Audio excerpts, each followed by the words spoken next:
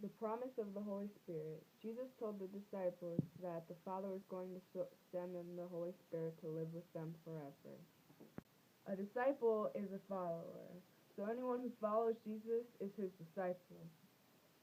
You see, in John chapter 14, verse 16, it says, "And I will pray to the Father, and he will give you a helper, that he may abide with you forever." This helper is the best helper you would ever experience. This helper gives you peace. This helper is gives you this boldness to accomplish everything you're supposed to. This helper lives beside you, and he's just like you. This helper is to help you live just like you would live if you were in the presence of God. See, it's great to me because God didn't just give us a purpose and throw us on this earth and tell us to figure it out by ourselves, tell us to make ends meet and to figure out what's going to happen and what's going to not happen and hope you end up right.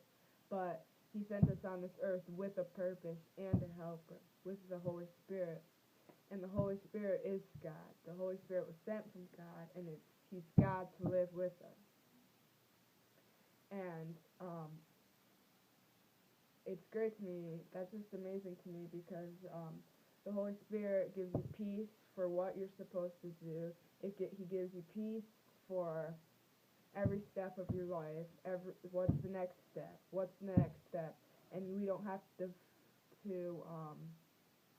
depend on our circumstances in life. We don't have to depend on our what's going on with our family or our school or our home or our work or anything. We just have to tune in with the Holy Spirit and understand and tune in with Him, and He'll guide us and lead us and help us. See, it's great because Jesus even said that it's better for Him to leave. It's better for Him to leave because after He leaves, that we'll be able to do greater things than He has done on this earth because we have God living with us, and anything He's done we can do, and in His name. You see, so Jesus had healed the sick, and so He wants us to heal the sick. Jesus He had just did everything that was possible, and He didn't sin. The only difference, we can't be like Jesus, is being perfect because we're born sinners. But we can do greater things than He's done. He told us that we can, and so we can because we have the Holy Spirit. That's just amazing to me because I couldn't understand living here and just knowing that we have a purpose and it wouldn't be possible to live without the Holy Spirit. How is that even possible to just be here and not know and not have this helper? It's just,